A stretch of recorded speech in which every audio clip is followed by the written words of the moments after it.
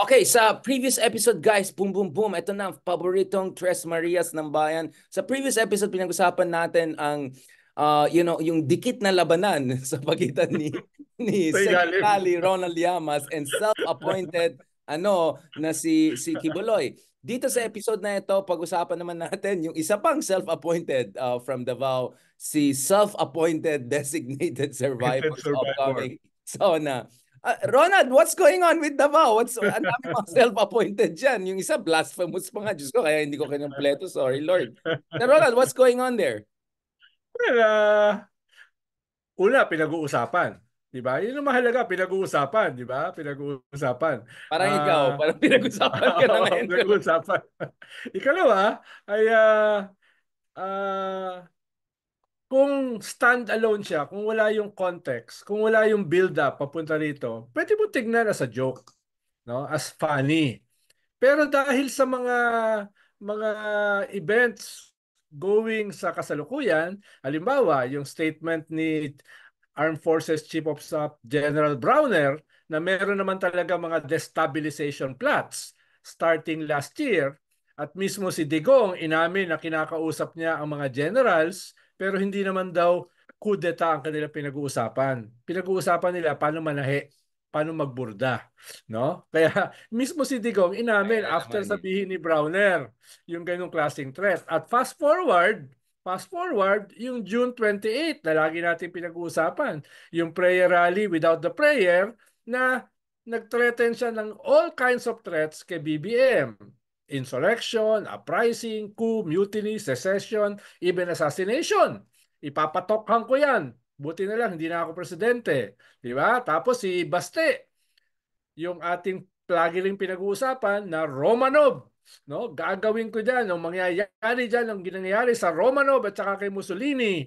At saka in between ay yung rally sa liwasan ni Kibuloy na ang sinisigaw ng mga tao, ibagsak, wakasin, tapusin, no? Kaya kung yan yung context ng mga pangyayari, at alam naman natin, the Vice President is literally and figuratively a heartbeat away from the Yeah, President. and immediately in Diba? the line of Oh, succession. Kasi just to be clear, di ba? If you exactly. take it strictly legally, when you say designated survival, you're talking about the line of succession. She doesn't have to, Yes. she's automatically the Yes. next in the line of succession. So is this that Yes. Netflix series na namatay lang, Yes. apocalyptic, tapos yung At local at cabinet merong yan? conspiracy. Merong conspiracy, di ba? Hindi siya nangyari, hindi siya ginawa ng mga terrorist, hindi siya ginawa ng mga kalaban. Ginawa siya ng kasama, kakampi nung mga pinatay, di ba? Kaya may conspiracy. Kaya Inside yung job. Oh. kaya nangyayari dito sa statement ni Sarah, nagkakaroon ng kulay. Hindi siya nagmumukhang joke, no? Kahit nga bad joke hindi siya nagmumukhang bad Hindi joke. naman funny kasi si Sarah eh, di ba? At least Oo. Digong Hindi naman nakakatawa, siya di ba? I katulad mean, ni pangit hindi pero siya katulad ni Big R. Hindi siya hindi katulad siya, ni Big wala R, siyang di ba? witty. Hindi siya katulad nung 0.6% na art. Pati National Security Advisor Yes. natatawa sa Kaya siniseryoso ng kwan. Kaya siniseryoso ng gobyerno. Tinanggal na yung red carpet sa SONA.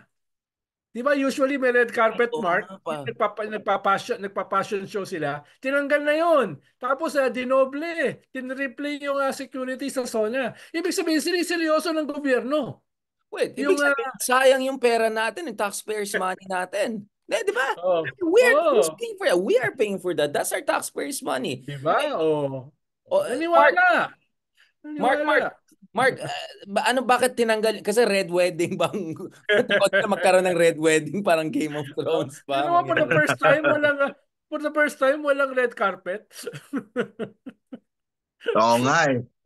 Yan kasi, puro mga destabilization sa mga ano. Hindi, pero ako sa akin, yung itong statement ni VP Sara, napansin ko kahit yung bago dito nung last week, yung parang merong gurgur na sinasabi siya, yung meron siya sa Oh. liig.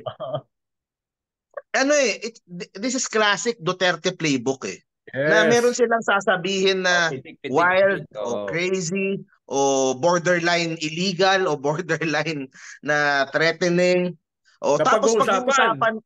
pag-uusapan tapos yung spokesperson nila sasabihin hindi naman seryoso, hindi naman. So sa akin this is Duterte playbook 2.0 all over again eh. Yes. Parang hindi na Yes. dapat siguro sineseryoso itong mga di na pinapalaki. Kasi di ba parang yung ang daming mga memes, yun na naman yung job street na naman, tapos yung mga ang simple ang iksi nung sinabi niya pero ang laki nung mileage eh. Yes. So, At sineryoso ng Malacanang. sineryoso ng Malacanang. O hindi, dapat naman seryosohin kahit anong threat. Pero yung palalakihin sa media and kumbaga, parang minsan it goes towards dun napabor sa kanila eh. So, tingin ko dapat minsan hindi na dapat pinapalaki. I-deadman na Pag lang. naglalabas ng mga statements na crazy na ganun. Diba? I-deadman na lang. Nagsabi nga, I-deadma. deadman na lang. No, Diba? but Ano na lang. But yun nga that's the thing I mean, remember yung the whole Arroyo doctrine, di ba? Na if ma-replace si BBM before matapos itong third zona niya, pwede pa rin tumakbo yung replacement niya in 2028. So you can look at a decade almost of the current vice, di ba? Kaya nga sensitive talaga sa zona na ito because kung yung VP ay mag-replace, pwede pa rin siya tumakbo sa 2028 based on the precedent set by the Arroyo scenario. So, I don't know, Ronald or Mark, di ba? Naturally, this zona would have always been sensitive, considering yung person a heartbeat away just resigned from the cabinet and effectively is declaring war. I mean, couldn't you say At na saka, Juan, bad saka joke Big was a R. declaration? Tsaka Big R, existential yung threat sa mga Duterte because of the ICC. Ibig sabihin, hindi to simpleng political battle. It's about their own existence. Na kung mangyayari yung ICC, lalo na tinatanggal na yung mga loyalist nila mga pulis sa Davao, di ba? May latest na tinanggal, labing siyam. Reshuffle na naman.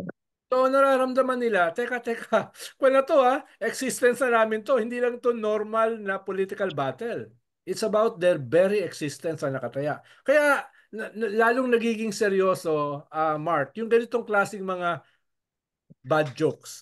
Yung mga bad jokes. Dahil alam naman natin na nakasandal sa pader, existence nila ang nakataya, tapos yung Mas delikado.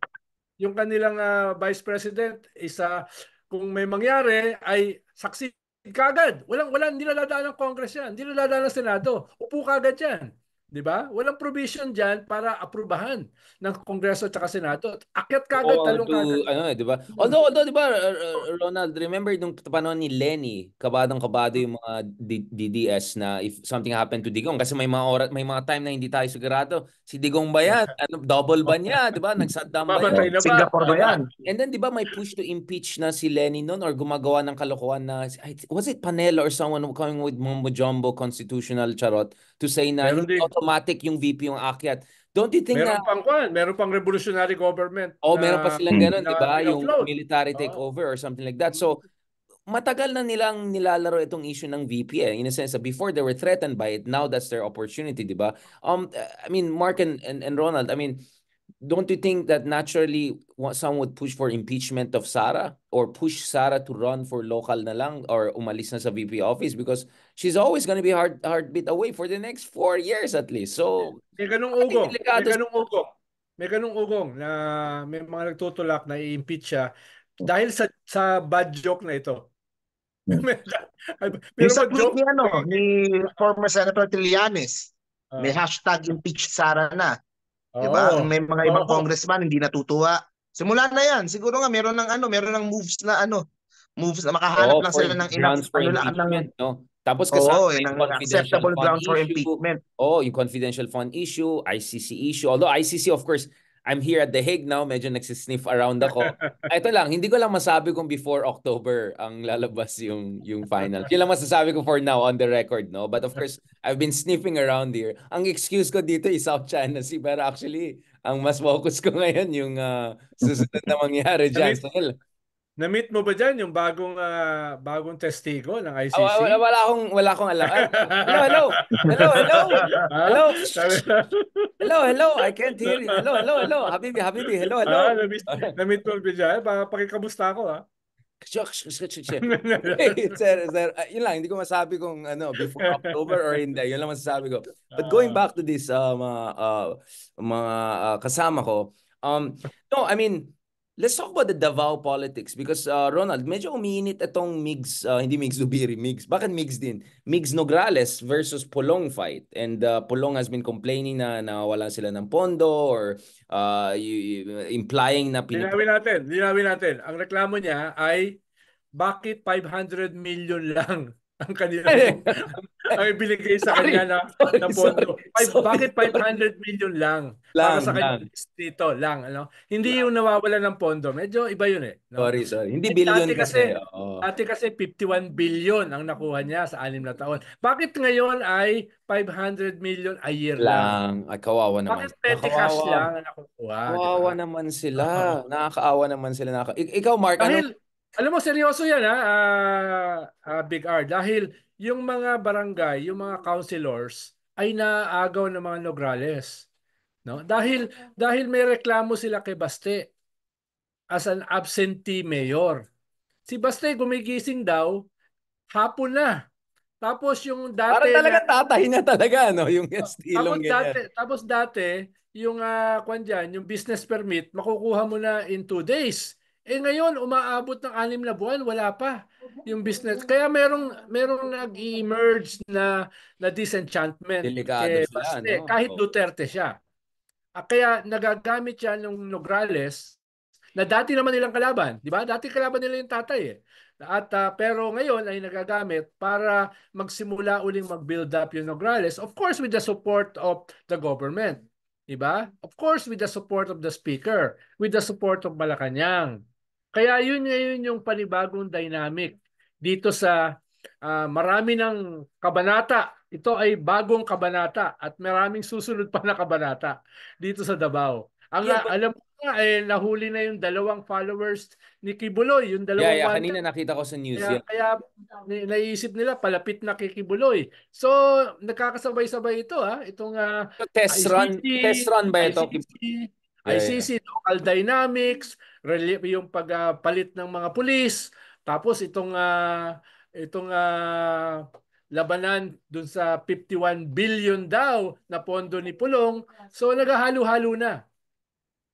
How vulnerable are they talaga? Kasi kung 51 billion talagang kinuha nila, dapat may pera pa rin sila ngayon, di ba? Kahit wala na. Inubos lahat yan sa ayuda. Sa bagay, 11 days yung isang di ba? Inubos lahat yan sa ayuda. No? Inubos lahat yan sa mga face mask. No? Inubos blood lahat control. Alam ko sinong kumita. Oo. Daming inubos yan. Parang ang hirap maggumastos ng ganong kadaming pera ng ganong kabilis. Mark! Bigyan mo kami ni Mark. 51 million. Ubusin namin. Mark, ikaw, di ba, you have been to Congress at saka PBA party list yan si Migs Nograles. What is your read of her? Do you think she will dare to run for mayor? To challenge the Duterte? Oo mukhang doon na papunta talaga.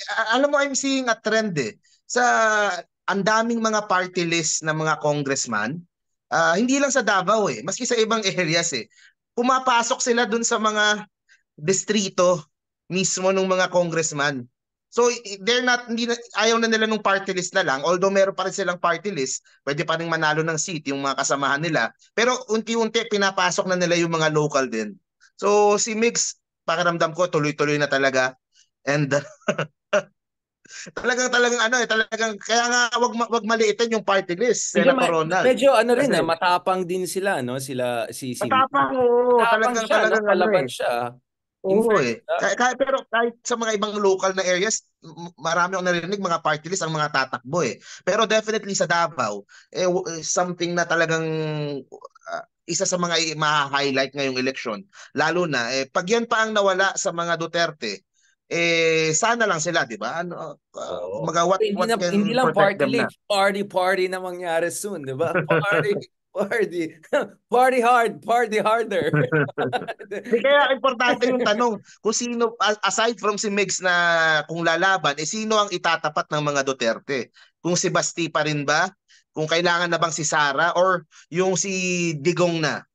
O kahit hirap nang maglakad, hirap nang mag-ikot-ikot. So, yun pa yung importante. Si Digong, Mark. Si Digong ang tatakbong mayor. Si Digong ang tatakbong mayor. Si Pulong ay congressman. Si Baste ay sa Senate. Si Baste yung Pero lalagay parang sa hindi sigurado rin si Baste sa Senate. I mean, I don't know. I mean, Hindi, pero yung Duterte brand ang gagamitin nila. yeah, I know. But Bubuhusan nila I just don't think Oo. it will be as easy. I don't think it will not be. I think kaya yung Magic 12, but it's not gonna be easy. I mean, look at the 12 names there, big time. And do you think immediately Basta will get yung spot ng tatay niya? You think transferable yan ng 100%? Pero halimbawa dito sa Ako survey ng tingin ko, PAS, hindi naman sinama yung ibang mga Duterte. Si Digong lang sinama. Guided kasi yan eh. Guided survey yan eh. sinamay sila Baste pero mababa. Pero yun nga, Ah, hindi Eh, pa naman mababa sila nagde-declare. eh. Hindi, Ronald, mababa sila dun sa mga previous survey. Oh, nasa Kahit number Kulong mga malabo talaga. 23, Si Baste 24. pwede, oo. Wala Oh. sila doon sa 0.9, 0.8 ganon. Hindi ko nakadikit. Ang problema, ang nag-agaw, yung taas at saka 14 kayo. sila mataas. Nakalimutan 14. yung mga nasa gitna. Kaya, Sila Kulong. kaya hindi ko nakita dahil ang pinag-uusapan yung pinakamababa eh. Hindi yung, Tapos nakalimutan pa si kaya Chel, hindi di ko ba? nakita. Nakalimutan Kaya pa hindi ko si nakita Chel. yung mga Nakalimutan pa si Duterte. Chel. Sa lahat ng guesting, Ako, pinag-uusapan Richard, yung pinakamababa. tingin ko transferable eh. Yeah. Doon lang Yes, sa but is it transferable, sa anak mo lang 100%? pwedeng Ako rin, ipasa. ako rin. Tingin ko Hindi mo rin. pwedeng ipasa kay transferable. Bongo, kay Bato. Pero yung kay Ah. Baste, pwede. Si Baste ang Pwede. Tingin ko kaboses nung tatay, kaparehong magmura nung tatay, mas may itsura pa kaysa dun sa tatay. So, pasok na pasok dun sa formula ni Digong. Ako, Posible. absolutely akyat si Baste the moment na wala na si Duterte sa rankings. The same way na Yes. pinasok si Pero si Digong Ben Tulfo, bumababa din bumaba si Erwin. But ang point ko, Oo. will it be also top 3, top 4, or more like bottom 6? Kasi competitive yung bottom 6. Kaya nga sabi ko, is Yeah, kasi si yes, Digong naging top transferable, 5 but na is lang it 100% transferable? Yung preference rating. Oh. Yun ang Hindi, Dati si Digong top 3 eh. Top 3. Oh, ngayon medyo Ngayon top 5. 5. Oo. Oh. Even si Digong. Nalagpasan na siya ni Ben Tulfo. Yun nga eh. Ayun nga eh. Kaya nga I'm saying, of course, transferable. Bitag. Pero Si is it Bitag. 100% transferable? Yun yung point ko. Kasi kung hindi siya 100% transferable, let's say 60-70%, baka alanganin pa rin si Basta for top 12. Baka 14, 13, 10. Pero yung top 5 rin ba siya? Kasi pati si Digong bumaba na eh. I'm just saying, ganun ka-competitive itong race na ito. Kaya mas pag-usapan natin sila Ronald, 0.6%. Salamat Sir Ronald. Salamat Mark. Pag-usapan naman natin sa next episode. Ang paboritong attorney ng bayan, hindi si Harry Roque. Salamat po.